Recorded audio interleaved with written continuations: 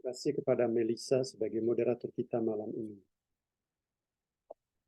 Pemaparan saya malam ini bertemakan pendekatan kapabilitas untuk human development, mentransformasi struktur ketidakadilan. Ini suatu kesempatan yang baik bagi saya untuk mempresentasikan tema ini di KEBAK, kelas belajar bersama, Circle Education dan Circle Indonesia.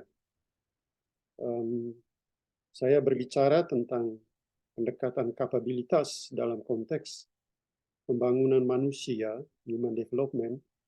Tentu sorotan saya dari perspektif filsafat praktis, karena memang saya mengajar filsafat, bidang yang saya geluti selama ini. Baiklah, sebelum kita masuk ke tema ini, sebagai ilustrasi teman-teman, hari-hari ini kita menyaksikan di media sosial dan televisi Indonesia banyak orang berbicara tentang Putri Aryani, gadis asal Jogja, penyanyi tunanetra yang sekarang menjadi trending topik warganet karena ia menggemparkan dunia panggung America's Got Talent dan mendapat Golden Buzzer dari Simon Cowell. Ya, tentu sangat menarik. Tapi saya melihat dan mengikuti perkembangan berita ini dalam percakapan dengan Putri Aryani ini. Dia pernah berkata pada suatu kesempatan, dia bilang, ya, we are able, we are capable, we are equal. Menarik dia omong begitu dan mengagumkan suatu afirmasi diri seorang difabel tentang kapabilitas manusia dari perspektif yang sangat eksistensial. Ya, kita coba pindah ke video gambar berikut. Di gambar, ya, Ibu Melissa bisa pindah ke gambar tema berikut. Ya, baik, Pak Ted. Terus, ya, itu kata-kata dari Putri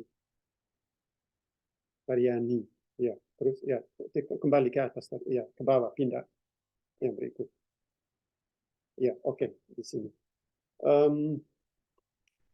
Tema tentang human development, ya, atau ya, pembangunan manusia secara historis adalah bagian dari studi ekonomi dan antropologi filsafat.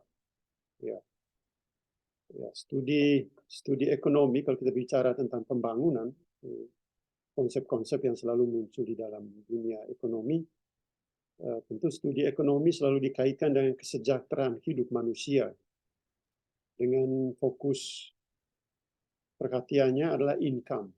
Ekonomi selalu menekankan aspek income, takaran konsumsi dalam hidup manusia. Ya, untuk hal ini, tatanan sosial, struktur sosial digambarkan oleh cara-cara para konsumen meningkatkan profit dalam hidup. Ya. Dengan asumsi utamanya adalah segala komoditas harus dilihat dan diukur menurut standar numerik nilai, yaitu harga. Dan pandangan ekonomi seperti ini dapat mempengaruhi cara-cara kita untuk melihat keadilan dari segi kegunaan semata-mata. Ya, utility. Ya, itu studi ekonomi sering melihat di fase ini kita dipengaruhi oleh pandangan seperti ini. Penekanan pada income untuk mengukur kesejahteraan hidup manusia dengan melihat profit. Berarti di situ ekonomi menggiring manusia ke dalam, ya, soalan tentang kegunaan. Ya, semata-mata. Kita pindah ke film berikut, ya, PowerPoint berikut. Dan persoalan penting yang hendak dilihat di sini adalah apakah pendekatan kapabilitas dapat menjadi jalan keluar untuk mengatasi masalah ketidakadilan struktural dalam bidang sosial bidang politik dan ekonomi. Dan apakah hal itu dapat membawa suatu transformasi?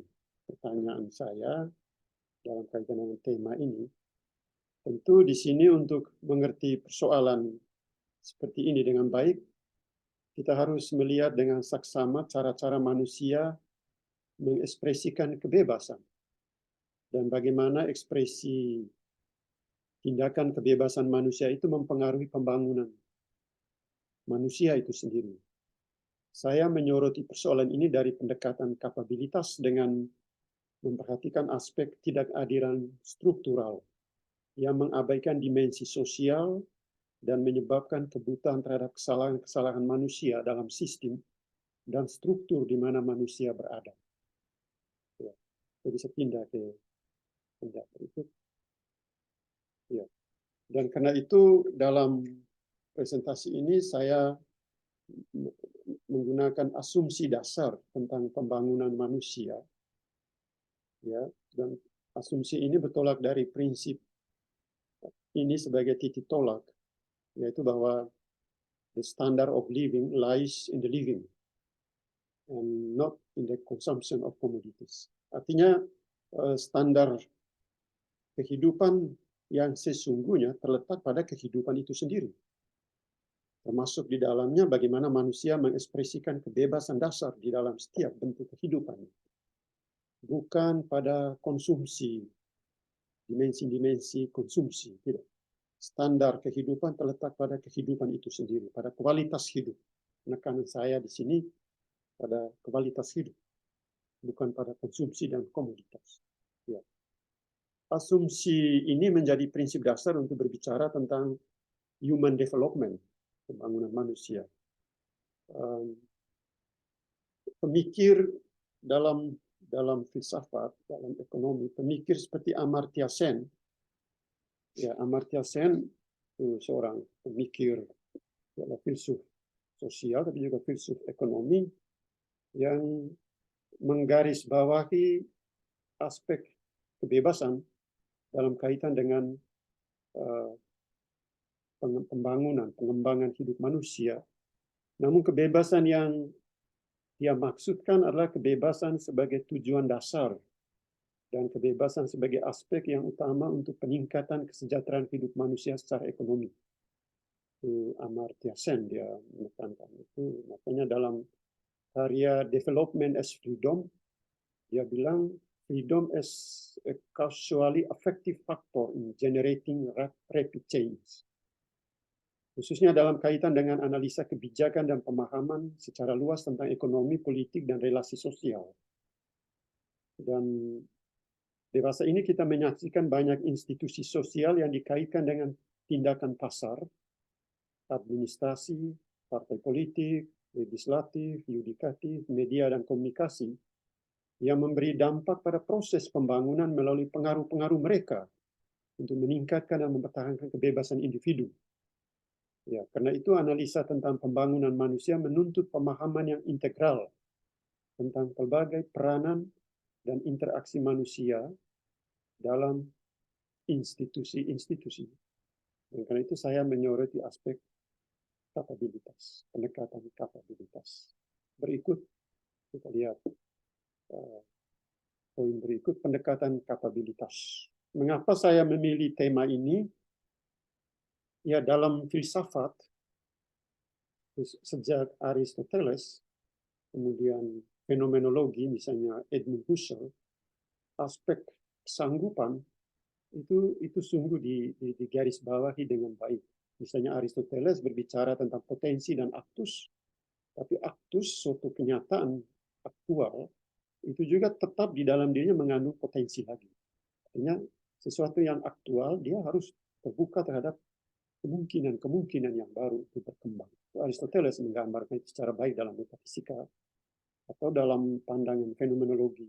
Husserl dia berbicara tentang aspek kesadaran yang selalu terbuka terhadap realitas, tetapi di situ pematangan diri, kesadaran itu sendiri dibentuk oleh realitas. Ya, nah itu saya pakai pendekatan kapabilitas ini dari perspektif filsafat. beberapa dekade terakhir pendekatan kapabilitas telah banyak mempengaruhi pandangan internasional, khususnya PBB, Perserikatan Bangsa-Bangsa, untuk mencari nilai keadilan sosial. PBB melihat aspek ini penting. Karena itu PBB berbicara tentang apa yang disebut United Nations Development Program, UNDP. Memberi laporan tentang pembangunan manusia, baik dalam konteks kemajuan maupun dalam terang kegagalan-kegagalan di antara bangsa-bangsa. PBB menekankan human development. Itu saya pikir sangat aktual itu UNDP yang digarisbawahi PBB. Ya. Ciri utama untuk mengukur pendekatan kapabilitas adalah kesejahteraan manusia. Ya, pendekatan kapabilitas menggarisbawahi aspek human well-being, kesejahteraan manusia dalam pengertian bagaimana manusia sanggup berada, manusia juga menyadari apa yang dapat ia lakukan, apa yang ia mampu hidup, apakah ia mampu hidup sehat, apakah hidupnya berkecukupan, apakah ia dapat berpartisipasi dalam kehidupan berkomunitas di masyarakat, apakah ada rasa memiliki, dan lain sebagainya. Ya, bisa pindah videonya. Ya. Dan tentu pendekatan ini ada hubungan dengan peranan dan fungsi-fungsi tertentu. Ide tentang kesejahteraan manusia lebih dilihat dalam hubungan bagaimana manusia mampu berada dan apa yang dapat ia lakukan. Apakah ia sungguh bebas untuk berada atau bebas untuk melakukan sesuatu? Apakah ia memiliki kondisi yang sehat, yang nyaman, dapat bekerja dengan baik, serta dapat berpartisipasi dalam suatu komunitas masyarakat? Semua aspek ini adalah bagian dari pendekatan kapabilitas yang sering disebut human development approach. Itu filsuf seperti Martha Nussbaum, yang seperti kita lihat di foto ini. Martha Nussbaum adalah filsuf perempuan. Ya, dia rekan dari Amartya Sen juga. Dia sungguh memperhatikan aspek human development approach karena itu dia menulis satu karya creating capabilities. Bisa pindah ya, karya yang penting, creating capabilities, yang juga menjadi karya di mana banyak orang ingin mendalami untuk menggeluti pendekatan kapabilitas. Ya, bisa pindah. Martha Nussbaum dalam karya itu, saya hanya mau memperkenalkan secara singkat penekanan ini, pendekatan kapabilitas. Jadi pendekatan kapabilitas itu tidak menekankan dalam perkembangan ekonomi yang mengejar kesejahteraan tadi, income dan lain-lain. Dia tidak penekanannya bukan pada uang. Uang bukan segala-galanya. Pendekatan ini lebih berhubungan dengan kesanggupan seseorang untuk melakukan sesuatu yang bernilai atau untuk mencapai tujuan yang bermakna dalam hidupnya. Ya. Pemikir seperti Martha Nussbaum menekankan aspek central human capabilities yang dia berikan petunjuk pada kita dalam 10 kapabilitas dasar. Ya. Misalnya pertama itu tentang life, hidup. Artinya setiap orang dapat hidup sampai akhir hayat sewajarnya sebagai manusia. Hidup sampai dia meninggal tapi secara wajar sebagai manusia. Tidak boleh mengakhiri hidupnya tanpa persetujuan dia, apalagi pembunuhan dan lain-lain. Aspek yang kedua misalnya ada kaitan dengan kesehatan tubuh. Ya. Ini setiap orang dapat memiliki kesehatan yang baik, mendapat gizi yang cukup, kesehatan reproduksi, memiliki tempat tinggal yang layak untuk tubuhnya. Itu aspek yang kedua. Aspek yang ketiga itu integritas tubuh. Artinya setiap orang dapat bergerak secara bebas, aman dari kekerasan, seperti kekerasan seksual, kekerasan rumah tangga, layak mendapat kepuasan seksual dan reproduksi sesuai dengan prosedur yang wajar. Keempat itu aspek ya persepsi, imajinasi, dan pikiran. Artinya setiap orang dapat menggunakan persepsi, imajinasi, bernalar secara wajar sebagai insan manusia yang terolah melalui pendidikan misalnya. Mengolah pikiran dan imajinasi untuk rencana kerja dan juga menghayati setiap situasi hidup dengan baik. Itu keempat. Kelima, emosi. Dapat memiliki ikatan dengan realitas dan sesama, mencintai dan menyayangi misalnya. Atau dia dapat mengekspresikan perasaan terhadap diri dan kepada siapa saja, merasa sedih, merasa bersyukur, partisipasi, politik, dan lain sebagainya. Emosi itu ekspresi pribadi yang sangat otentik dari setiap orang misalnya. Keenam itu nalar praktis, yaitu memiliki kapasitas untuk mengolah pikiran tentang hal yang baik dan bersikap kritis dalam kehidupan. Peranan nalar praktis. Sebentar akan kita perdalami di dalam tema tentang pengolahan kemanusiaan dalam kaitan dengan nalar praktis. Ketujuh, afiliasi. Setiap orang dapat hidup bersama dengan siapa saja serta memiliki pengakuan terhadap yang lain dan diakui oleh yang lain. Ada interaksi sosial dan berimajinasi tentang realitas yang lain. Mempunyai dasar sosial untuk respek diri tanpa penghinaan, tanpa diskriminasi atas ras, jenis kelamin, etnis, suku, dan lain-lain. Itu afiliasi. Kedelapan, itu spesies lain dalam pengertian, artinya dapat menjalani hidup, misalnya menjaga keseimbangan relasi dengan alam, dengan binatang, dengan tumbuh-tumbuhan. Itu salah satu poin dalam Gereja Katolik. Paus Fransiskus menggambarkan itu dalam Laudato Si yang sangat baik. Aspek kesembilan, aspek rekreasi bermain. Setiap orang dapat memiliki kesempatan untuk bermain, rekreasi, menikmati hidup di waktu senggang. Di kota-kota besar itu sangat penting aspek ini. Kesepuluh, kendali atas lingkungan seseorang. Artinya secara politis ia dapat berpartisipasi aktif dalam politik untuk menentukan hidup seseorang, hak atas partisipasi, perlindungan kebebasan, berpendapat dan berasosiasi. Atau secara material dia dapat memiliki properti dan mempunyai hak atas properti atas dasar kesetaraan dengan orang lain.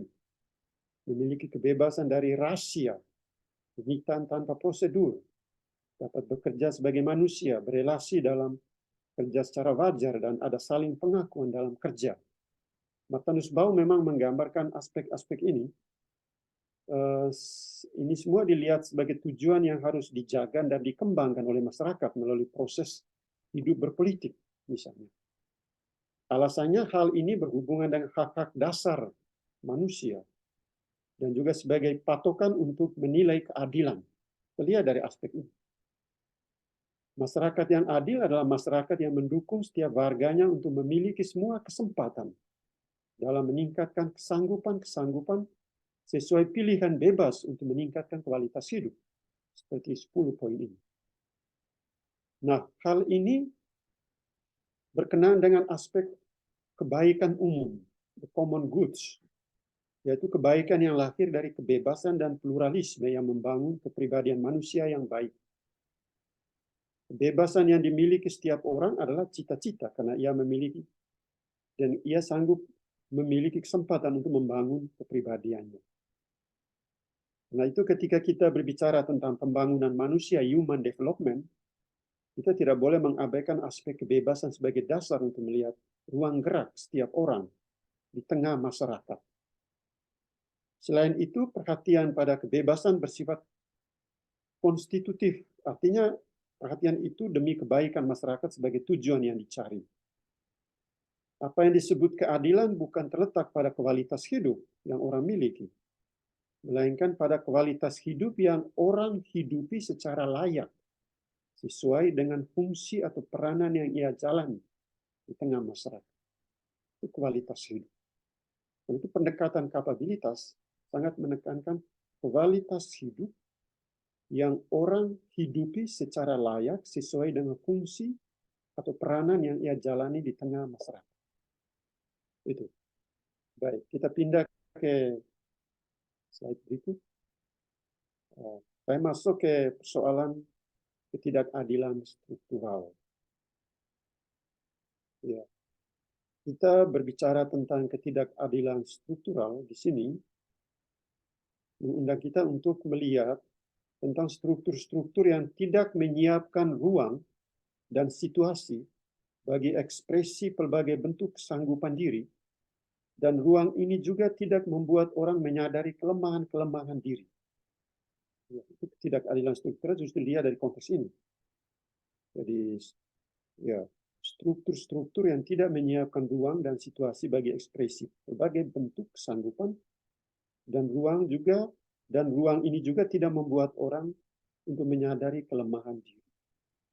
Ya, misalnya orang yang berada dalam sistem, misalnya dalam lembaga-lembaga kenegaraan, itu yudikatif, eksekutif, legislatif, ruang itu tidak menyiapkan situasi bagi ekspresi berbagai bentuk kesanggupan, tetapi sekaligus ruang itu tidak membuat orang yang berada di situ menyadari kelemahan dirinya.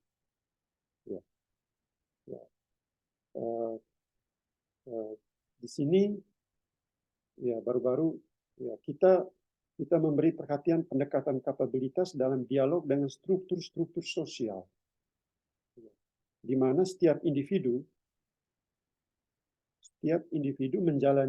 dapat menjalani hidupnya dengan baik.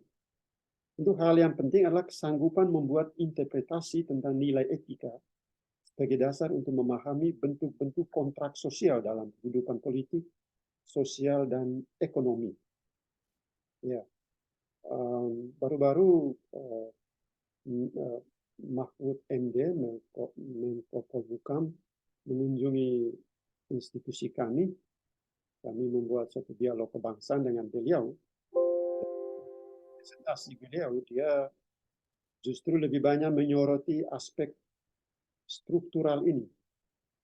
Bahwa banyak ketidakadilan di negara kita itu lebih banyak lahir dari struktur yang pincang.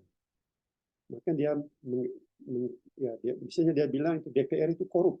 Itu struktur di dalam lembaga negara, institusi. Maka bilang DPR itu korup. Korup itu artinya korup dalam konsep sistem, birokrasi. Ada semacam mafia birokrasi di lembaga struktural. Seperti itu. Mahfud menjelaskan itu. Bisa pindah ke slide berikut. Ya, saya tentu di sini saya mulai dengan sorotan etika tentang situasi yang tidak adil, di mana banyak orang sanggup memilih dan memaknai kehidupan mereka, misalnya hidup sehat, hidup makanan yang cukup, kesempatan memperoleh pendidikan, ruang ekspresi diri yang bebas, semuanya telah diabaikan. Tidak diperhatikan dalam arti yang sesungguhnya. Hak-hak orang, pendidikan, ruang ekspresi, diri yang bebas, hidup sehat, tidak diabaikan karena struktur tadi yang pincang. Ya, diabaikan. Untuk hal ini lahir dari kerapuhan dan kelemahan institusi yang ada. Penyebabnya adalah institusi atau struktur sosial, struktur politik, struktur ekonomi yang tidak adil. Sadaran akan hal ini membuka kemungkinan bagi kita untuk merefleksikannya dari perspektif etika sosial dan politik. Ya. Ya. Nah, itu penting kita mencari keadilan, tapi kita melihatnya dari konteks. Ya. Keyakinan pribadi orang tentang hidupnya yang baik, keyakinan sosial tentang relasi interpersonal dengan sesama yang lain, tetapi juga tanggung jawab terhadap orang lain, misalnya dalam konteks di mana orang itu berada di dalam struktur sistem sosial. Bisa pindah? Ya.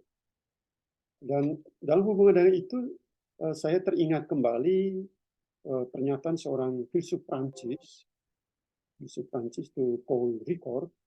Dia menulis karya yang terkenal itu Soi-même comme un autre, itu dalam bahasa Inggris itu Oneself as Another. Di situ dia merumuskan sekelumit etika. Sekelumit etika disebut petit etik. Ya, Ricoeur menulis demikian, aiming at good life with and for others in just institutions. Kalau diterjemahkan, cita-cita untuk hidup baik, cita-cita akan hidup baik bersama dengan, with, dan untuk yang lain, for others, dalam institusi-institusi yang ada. Nah, ini aspek ini, cita-cita akan hidup baik. Itu suatu keyakinan yang paling mendasar bagi setiap manusia. Setiap orang tuh punya intensi, orientasi kepada hidup baik. Aristoteles dalam Etika Nikomachean menggambarkan aspek ini sebagai hal yang sangat fundamental untuk seluruh manusia. Aiming at good life. Cita-cita akan hidup baik. Namun hidup baik secara personal tidak cukup. Belum cukup. Hidup baik itu harus diuji dalam relasi dengan orang lain. Karena itu butuh kehidupan baik, butuh kehidupan bersama. Maka orang buat kontrak sosial dalam teori politik sejak Rousseau. Orang buat kontrak politik supaya hidup baik bersama dengan.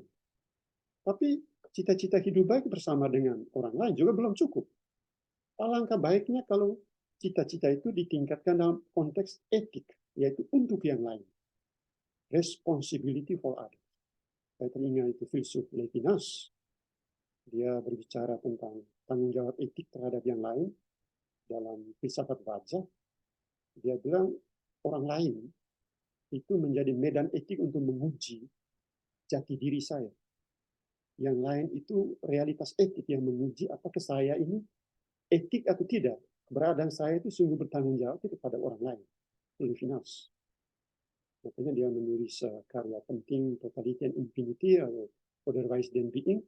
Sungguh-sungguh dia menekankan aspek yang lain sebagai medan etik yang menguji saya.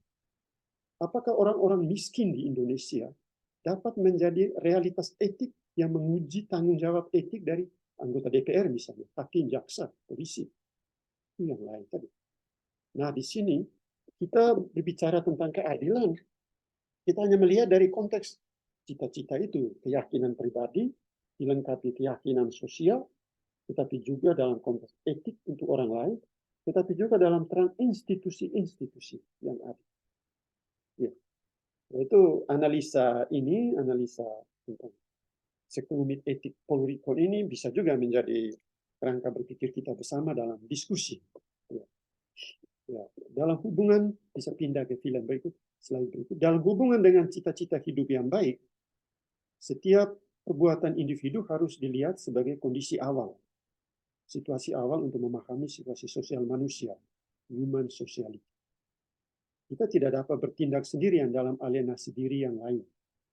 Alienasi diri dari yang lain. Eksistensi masyarakat terbentuk dari kekuatan tindakan bersama yang bersifat sosial, bisa pindah. Ya. Jadi eksistensi masyarakat terbentuk dari kekuatan tindakan bersama yang bersifat sosial. Ya. Dengan merevisi pandangan Aristoteles misalnya, bisa pindah. Hannah Arendt misalnya menyadari hal ini dalam dan menempatkan konteks sosial yang kooperatif. Ya. Artinya dia berbicara tentang tindakan kekuasaan. Tindakan kekuasaan itu selalu ditempatkan dalam konteks kebersamaan. Ya, kebersamaan. Kekuasaan itu bukan orang yang memimpin. Individu, bukan. Kekuasaan berkaitan dengan kekuatan bersama. Ya. Menurut Arendt, kekuasaan tindak manusia harus dilihat dalam hubungan dan kebersamaan. Kekuasaan tidak pernah menjadi milik individu atau pribadi. Kekuasaan itu harus ditempatkan dalam ruang kebersamaan. Oleh karena itu, kekuasaan tidak boleh dimengerti hanya dalam kategori dominasi dan kekerasan. Tentu saya melihat di sini Arendt berbicara ini dari perspektif human condition, kondisi manusia, tetapi dengan menarik kembali inspirasi dasar dari Aristoteles, ketika Aristoteles berbicara tentang masyarakat sebagai polis, tapi suatu medan uji untuk kebersamaan. Jadi keterikatan tindakan dalam jaringan sosial dapat menyebabkan hasil tindakan yang sulit diprediksi. Karena ekspresi kebebasan manusia dapat saja salah, dapat saja menimbulkan kesulitan-kesulitan. Tapi itulah manusia yang rapuh. Termasuk tindakan kekuasaan juga sering rapuh. Fragile. Ricoeur berbicara tentang fragilitas politik, karena orang yang berada di dalam medan politik itu adalah orang-orang yang fragile, rapuh juga. Bisa pindah.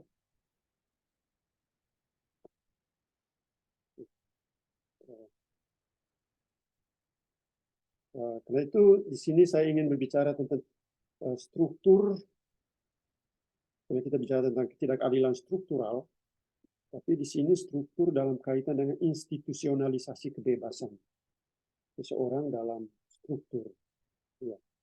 Untuk menjelaskan hal ini saya bertolak dari pandangan Hannah Arendt. Misalnya ia melihat struktur sebagai manifestasi dari institusionalisasi kebebasan. Kebebasan yang dimengerti sebagai kekuatan inovasi. Manusia itu bebas, namun kebebasannya dilihat sejauh ia bertindak. Karena itu Arendt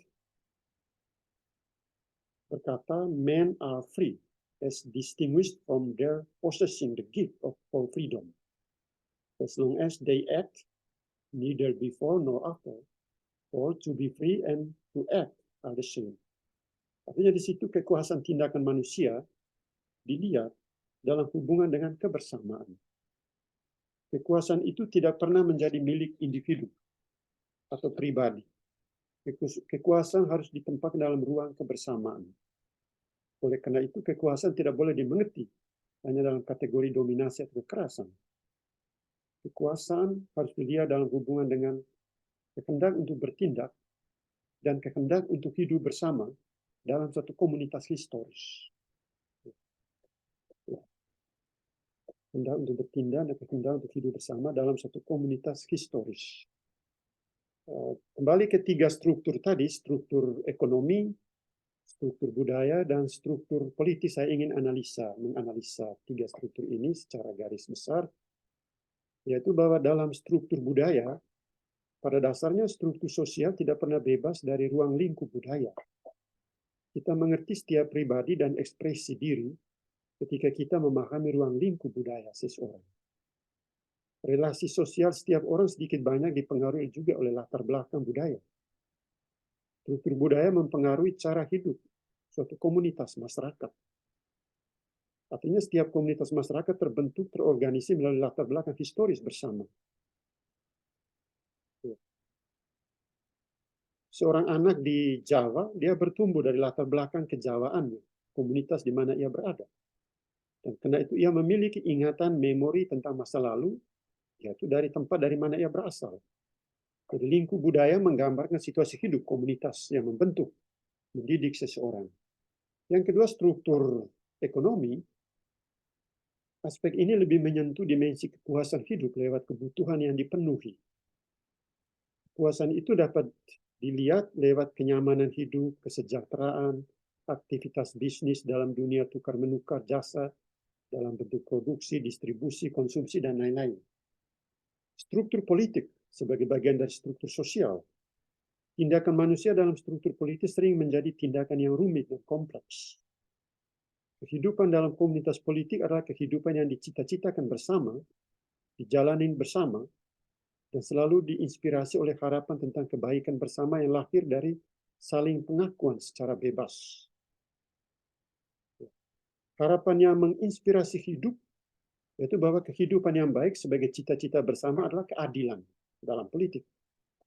Dalam terang keadilan, ideal kesetaraan bagi setiap orang dalam kebebasan dan martabat pribadi secara rasional dikembangkan dalam konteks negara yang diatur oleh hukum misalnya. Hal ini dapat diaplikasikan pada setiap orang dan kepada masing-masing pihak dalam komunitas, serta membatasi setiap orang hanya demi keadilan. Jika hukum dapat mengatur negara dengan baik, menjadi standar untuk suatu negara, maka situasi seperti ini dilihat sebagai rujukan politik yang adil. Ya, baru-baru dalam diskusi dengan Mahfud MD di Le Daleureux, dia menyoroti ketidakadilan struktural kita dari perspektif politik sebagai bahaya yang sebagai situasi yang belum menjamin kesejahteraan rakyat kita, khususnya dalam kaitan dengan penegakan hukum. Ya, apakah hukum sungguh menjamin untuk kita mencita-citakan kehidupan yang baik? Penegakan hukum seperti ini butuh kesadaran kolektif dan perlu ada reformasi hukum. Tetapi reformasi hukum tidak cukup. Reformasi hukum butuh reformasi moral.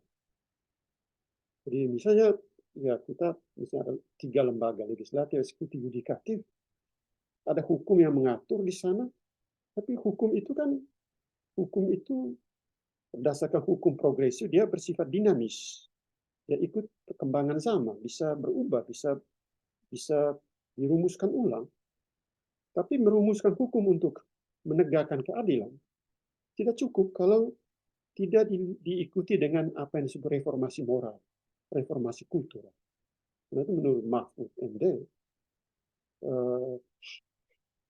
reformasi birokrasi, ya kita sekarang terjebak ke dalam mafia birokrasi. Begitu besar, banyak tindakan korupsi itu terjadi di dalam birokrasi, lewat sistem. Sistem itu sistem yang dengan hukum, tapi hukum yang tidak dibuat reformasi, tapi juga tidak diikuti dengan reformasi moral dari orang-orang, reformasi kultural, kita akan tetap terjebak di dalam mafia birokrasi. Ya, ketidakadilan struktural tetap kuat. Ya, itu akibat yang paling berbahaya untuk kita. Bisa pindah ke slide berikut. Ketiga aspek ini terjadi dalam kehidupan suatu komunitas historis tertentu atau komunitas politik, dan semuanya tidak serta-merta terarah pada apa yang disebut ya kebaikan hidup bersama. Ya. Struktur sosial, entahkah itu merupakan bagian dari suatu kebudayaan, ekonomi, sosial maupun politik, semuanya tidak bebas dari apa yang disebut kemanusiaan yang cacat, the flawed humanity. Dari orang-orang yang membentuk struktur-struktur itu, atau dari orang-orang yang berada di dalam struktur itu. Jadi kalau orang-orang yang berada di dalam struktur, dia adalah manusia-manusia yang cacat, the flawed humanity, struktur juga cacat. Akan terjadi ketidakadilan struktural. Akan terjadi korupsi, pelanggaran HAM, dan lain-lain. Jadi kalau struktur boleh dengan hukum, aturan-aturan yang ketat, tapi kalau tidak ada pembaruan moral atau kultural, ya orang-orang yang berada di dalam struktur itu adalah orang-orang yang ya sebenarnya dia sedang terjebak ke dalam the flawed humanity. Struktur ini ditandai oleh keterbatasan dan falibilitas manusia karena suatu struktur selalu dapat diselewengkan. Ya, fragilitas struktur. Saya ingin menggunakan istilah ini, fragilitas struktur, tapi itu ada hubungan dengan fragilitas kekuasaan, tapi ada kaitan dengan hal yang paling fundamental dari pendekatan antropologi filsafat, fragilitas manusia. Jadi manusia itu berada di dalam tensi antara kapabilitas dan inkapabilitas. Kesanggupan tetapi juga tidak sanggup. Makanya disebut fragilitas. Ya. Jadi bisa pindah. Jadi kalau kita berbicara tentang ketidakadilan struktural, berarti ketidakadilan struktural itu sebagai suatu kenyataan. Di dalam politik, kita selalu berbicara tentang ketidakadilan struktur yang sungguh terjadi dan dapat diidentifikasi. Ya, ya. Ketidakadilan ini dapat dilihat sebagai suatu pengaruh. Paul Ricoeur misalnya berbicara tentang fragilitas atau kerapuhan politik yang sering terjadi di dalam peradaban manusia. Politik itu fragile, rapuh. Ya, hal ini adalah bagian dari bagian kodrati eksistensi manusia yang terbatas dan sering jatuh ke dalam kesalahan-kesalahan tertentu. Kasus korupsi berulang-ulang kita sering alami sekarang. Itu kasus korupsi yang tersistem di Indonesia. Dan itu selalu ada hubungan dengan fragilitas sistem, kerapuhan struktur, dan kerapuhan pribadi manusia.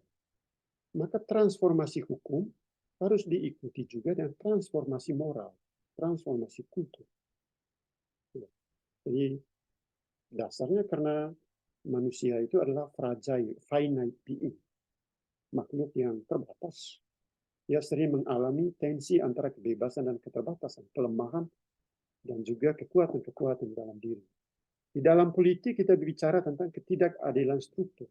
Di dalam agama dibicarakan tentang dosa struktural. Dosa struktural. Saya teringat di dalam gereja Katolik sejak Konsili Vatikan kedua, gereja menjadi gereja yang terbuka. Karena gereja terbuka, maka lahirlah teologi pembebasan dalam gereja Katolik. Apalagi setelah adanya apa yang disebut solicitude rei socialis. Orang mulai berbicara tentang dosa struktural. Ya. Struktur-struktur dosa yang berakar pada kesalahan pribadi. Dan karena itu semua struktur dosa itu selalu dikaitkan dengan tindakan nyata individu yang memperkenalkan struktur gereja, mengkonsolidasi semuanya, dan menjadikan semua serba sulit untuk diubah. Itu dosa struktural. Kalau dalam politik, tidak adilan struktural. Politik tidak berbicara tentang dosa. Politik berbicara tentang ketidakadilan. Agama berbicara tentang dosa. Ya. Di struktur-struktur yang tidak adil dan juga struktur dosa yang berakar pada kesalahan pribadi misalnya, menciptakan suatu realitas ketidakadilan yang di dalamnya muncul pelbagai kesulitan untuk mengubah diri, untuk menyadari kesalahan pribadi. Ya, misalnya di dalam gereja akhir-akhir ini Paus mengeluarkan ensiklik untuk mengkritik kehidupan, ya misalnya para imam, para uskup, atau para pemimpin pejabat dalam gereja yang seringkali menyalahgunakan kekuasaan, penyelewengan. Itu ada hubungan dengan dosa struktur. Jadi bahaya dari struktur yaitu bahwa struktur sering membatasi tindakan individu. Individu yang ada di dalam struktur tidak dapat mengendalikan struktur. Ia sebaliknya dikontrol oleh struktur dan ia menjadi tidak berdaya di dalam struktur. Dalam politik sangat jelas. Bisa pindah ke slide berikut. Ya, realitas struktur yang tidak adil atau ya, dan juga dosa struktural dapat menghambat perkembangan pribadi manusia. Boleh jadi struktur yang tidak adil menyebabkan suatu pilihan yang mustahil bagi orang yang berada di dalam struktur itu. Ia melakukan suatu perbuatan, tindakan yang sebenarnya tidak ia sukai, dan hal itu dapat menimbulkan alienasi bagi dirinya. Selain itu, ketika terjadi keterasingan yang berkepanjangan dalam dan penyimpangan struktur itu di semua bidang, maka akibatnya orang diperbudak, enslave. Orang itu tidak lagi misalnya dia menyadari keterasingan diri, ia telah dibuat buta oleh struktur yang tidak adil, karena itu ia terkondisi oleh struktur. Saya teringat di NTT itu banyak sekali pejabat-pejabat yang korupsi. Pejabat itu adalah orang-orang beragama, rajin ke gereja, rajin misa, tapi juga korupsi jalan terus di NTT. NTT itu mayoritas misalnya agama Katolik. Tapi banyak korupsi di sini terjadi di kalangan pejabat. Jadi dia tidak menyadari dirinya di dalam struktur, tapi dia misalnya terjebak di dalam struktur, tidak mampu membebaskan dirinya dari struktur. Ya. Ketika bisa pindah, ketika ketidakadilan dilembagakan dan ketidakadilan secara institusional terjadi seperti itu, maka bahaya yang muncul yaitu individu-individu yang mempertahankan struktur yang tidak adil itu, dia menjadi buta terhadap kesalahan tindakannya. Dalam situasi yang tidak berdaya, ia harus berjuang untuk mengubah struktur yang tidak adil. Atau boleh jadi akan muncul sikap tidak peduli. Atau menjadi acuh tak acuh dengan ketidakadilan struktural. Apa yang dapat kita lakukan untuk menghentikan perang di Ukraina? Apa yang dapat kita buat untuk memberantas korupsi dalam sistem pemerintah dan partai politik kita? Apa yang dapat kita lakukan untuk mempromosikan pembangunan manusia? Kita telah terjebak di dalam kekuatan struktur global yang maha dasar dari kapitalisme misalnya. Bisa pindah, Nancy. Tragedi struktur ketidakadilan yaitu bahwa struktur-struktur itu tidak dapat diperbaiki hanya melalui usaha dan niat seseorang. Sementara ia terikat dalam struktur di mana ia berada. Boleh jadi tindakan seseorang hanya dapat mengubah sistem dalam waktu yang singkat. Manusia dilahirkan ke dalam struktur yang tidak adil, yang di dalamnya ia tampak tidak memiliki pilihan lain selain turut meneruskan ketidakadilan itu. Bagi individu yang menderita karena ketidakadilan struktural, ia tidak mempunyai jalan untuk mengelak. Tidak ada solusi yang baik. Ketidakadilan struktur hanya dapat diatasi ketika orang bergerak bersama untuk mengatasi persoalan sosial, politik, dan ekonomi. Karena itu, bagaimana kita beralih dari ketidakadilan struktural, kita beralih melalui transformasi struktur ketidakadilan. Ya, di sini, dalam presentasi ini, saya menekankan kapabilitas tadi. Bisa pindah ke slide. Itu transformasi struktur ketidakadilan. Apa yang saya sampaikan tadi, saya mau melihat hubungan antara human development dan human capability, atau pembangunan manusia dan kapabilitas manusia.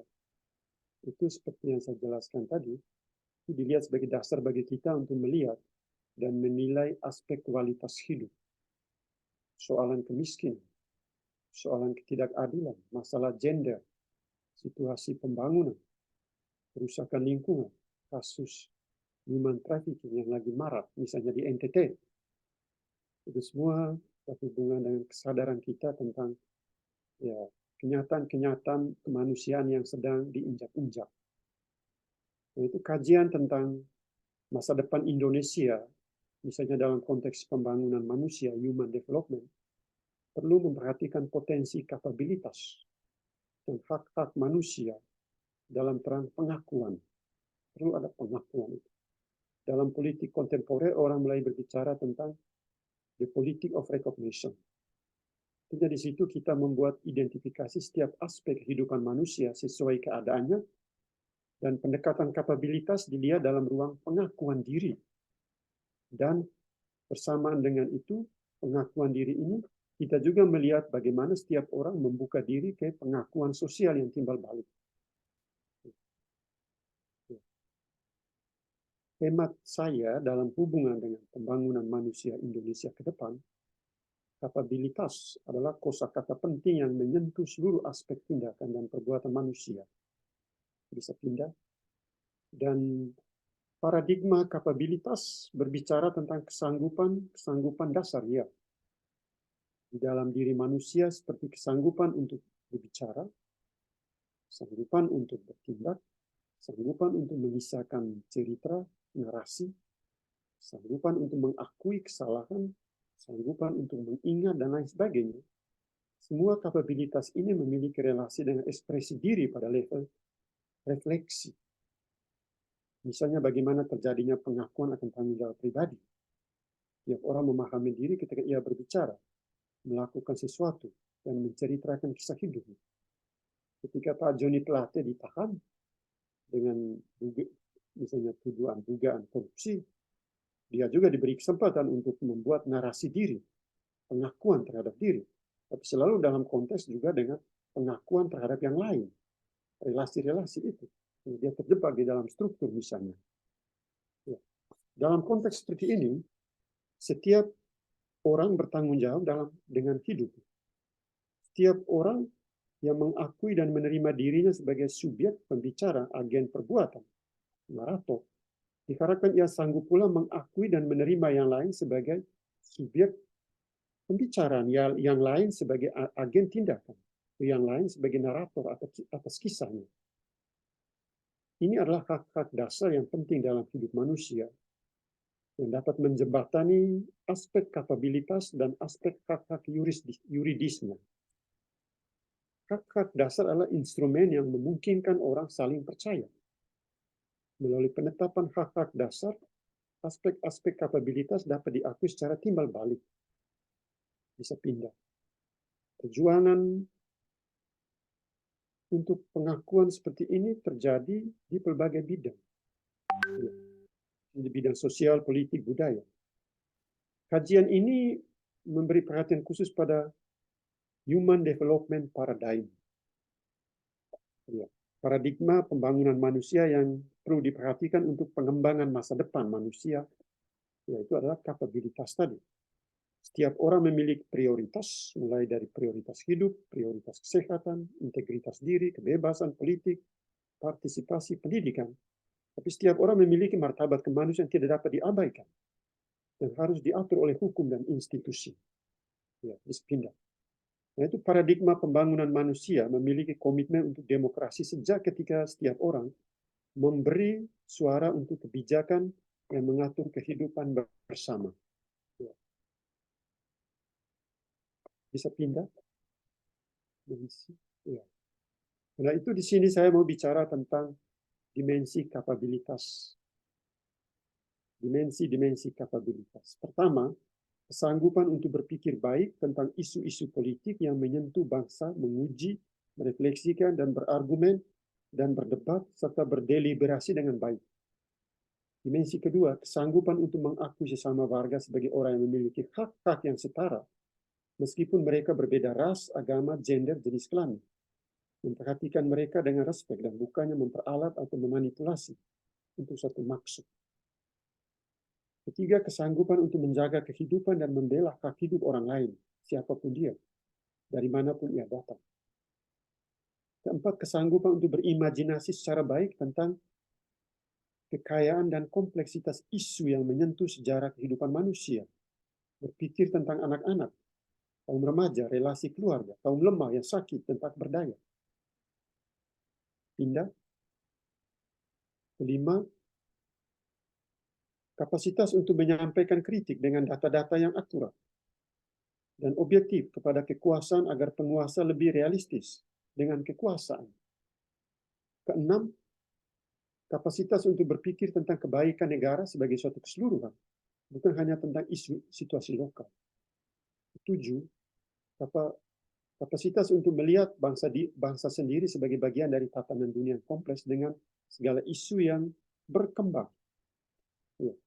Ini dimensi-dimensi kapabilitas yang perlu kita lihat sebagai dasar bagaimana kita membangun aspek masa depan kemanusiaan. Masa depan kemanusiaan. Bisa pindah. Dan itu dalam pendekatan kapabilitas ini, saya menyoroti aspek masa depan kemanusiaan. Jadi isu kontemporer dalam kaitan dengan maraknya kasus perdagangan manusia, human trafficking di Indonesia atau di NTT paling seru, meningkatnya kekerasan rumah tangga, KDRT, kekerasan seksual terhadap anak-anak dan kaum perempuan, korupsi yang bersifat birokratis itu, mafia birokrasi, pelanggaran HAM, dan sebagainya. Itu isu-isu yang mengundang perhatian kita untuk melihat masa depan kemanusiaan. Bisa pindah. Kita sedang merasa cemas tentang masa depan kemanusiaan di negara kita. Kita dipanggil untuk bertanggung jawab atas kehidupan dan masa depan generasi penerus dengan menginvestasi energi positif untuk membentuk kebaikan hidup bersama dalam hidup. Kebebasan akademik yang dirumuskan dalam kampus merdeka perlu dilihat dalam konteks peningkatan kualitas hidup pada segala aspek. Apakah slogan kampus merdeka benar-benar mengarahkan kita kepada pengolahan kemanusiaan dan kebaikan bersama? Apakah yang perlu diperhatikan bersama adalah pengolahan cita rasa yang baik, yang lahir dari suatu tradisi dan budaya yang hidup, dengan kekuatan imajinasi yang mendalam tentang kemanusiaan. Nah, itu perlu ada sistem kontrol akademis yang berorientasi pada nilai-nilai kemanusiaan dan pilihan moral yang mendasar. Perlu juga memperhatikan pentingnya aspek pengolahan imajinasi, agar generasi muda lebih peka terhadap situasi dan keadaan dunia yang terjadi. Di sini hal yang perlu diperhatikan adalah aspek imajinasi naratif. Artinya pikiran dan imajinasi harus senantiasa dipertajam dengan aspek literasi yang baik, pekaan sosial yang membuat kita lebih human, serta sanggup membangun relasi interpersonal yang kaya dengan nilai kemanusiaan, ketimbang relasi formal yang penuh dengan intrik dan manipulasi. Di tengah kesadaran yang sedang dikeruh oleh pengaruh teknologi dan media sosial, kita belajar untuk menata kembali diri dan sesama dengan kekuatan imajinasi yang lahir dari dunia dalam, pikiran, jiwa, intuisi, perasaan yang terolah dengan baik. Ini adalah dasar bagi demokrasi. Ya, karena demokrasi yang benar lahir dari respek, kepekaan untuk melihat yang lain sebagai manusia dan bukan sebagai objek. Karena itu yang saya soroti di sini dalam kaitan dengan pendekatan kapabilitas, yaitu cultivating humanity, pengolahan kemanusiaan. Jadi masa depan kemanusiaan hanya dapat diimpikan kalau kita dilatih secara baik dalam cultivating humanity, mengolah kemanusiaan. Bagaimana kita mengolah kemanusiaan? Bisa pindah. Di sini dianjurkan beberapa bentuk kecakapan. 3 kecakapan yang ditawarkan misalnya oleh Martha Nussbaum untuk mengolah kemanusiaan kita. Pertama, kecakapan untuk melakukan ujian kritis terhadap diri sendiri, terhadap tradisi hidup pribadiku, terhadap agama sendiri. Kehidupan yang baik harus masuk dalam medan ujian agar layak untuk dihidupi. Sokrates mengatakan demikian. Semua kita punya tradisi, namun tradisi itu perlu diuji kembali melalui tuntutan akal budi, daya nalar yang logis, dengan konsistensi pada fakta dan ketepatan yang baik. Itu kecakapan untuk melakukan ujian kritis terhadap diri. Yang kedua, kecakapan melihat diri bukan hanya sebagai warga negara dari suatu wilayah atau kelompok tertentu, warga negara dari partai tertentu, dari agama tertentu, dari suku tertentu, bukan. Melainkan juga dan terutama sebagai makhluk insani yang terikat dengan semua makhluk insani yang lain. Cakapan ini penting. Cakapan yang kedua. Cakapan yang ketiga, cakapan imajinasi naratif. Ada kemampuan untuk berpikir dari sudut pandang seseorang yang berbeda dari saya. Mampu berpikir dari sudut pandang orang lain, bukan melulu dari sudut pandang sendiri. Ya. Cakapan itu kecakapan sosial sebenarnya, imajinasi naratif. Bagaimana saya berpikir tapi dari imajinasi orang lain, sudut pandang orang lain, itu juga menguji sudut pandang saya sendiri. Sulitan kita selama ini dalam kaitan dengan politik identitas, itu kecakapan imajinasi naratif sangat lemah. Cakapan itu sangat lemah. Sebagai penutup, pindah, saya penutup, dari semua aspek di atas sebagai penutup, ya saya berpikir kita perlu memiliki mata batin untuk melihat kebenaran dan kebijaksanaan hidup demi membangun kemanusiaan kita untuk masa depan yang lebih baik. Pembangunan manusia, human development pada dasarnya dan harus berurusan bukan dengan pembangunan infrastruktur melulu, aspek eksternal, dan harus berurusan dengan pembangunan kemanusiaan manusia dengan dasar kecakapan, kritis, imajinasi naratif, teknik di situ itu kebajikan praktis sebagai aspek kecerdasan praktis yang didasarkan pada kebajikan hidup dan kekuatan kerohanian yang baik. Sejatinya esensi pendidikan yang benar tidak bertujuan untuk menghasilkan manusia dari generasi mesin, generasi robot, generasi AI, melainkan menghasilkan manusia sebagai pribadi insani yang berbudi pekerti dengan cita rasa kemanusiaan yang tinggi, meskipun ia bergejolak di tengah hingar-bingar teknologi. Kita perlu mengolah kembali kemanusiaan kita, karena kita sering kurang menyadarinya dengan baik. Kita hanya ingin hidup sebagai manusia, namun seringkali kita hidup tanpa kemanusiaan. Seorang warga negara demokratis yang baik sanggup belajar untuk berimajinasi tentang kemanusiaan, serta bersikap kritis terhadap setiap situasi yang terjadi di sekitarnya, khususnya yang menindas kemanusiaan. Dengan demikian saya menutup presentasi saya tentang pendekatan kapabilitas untuk human development mentransformasi struktur tidak adil. Terima kasih banyak rekan-rekan.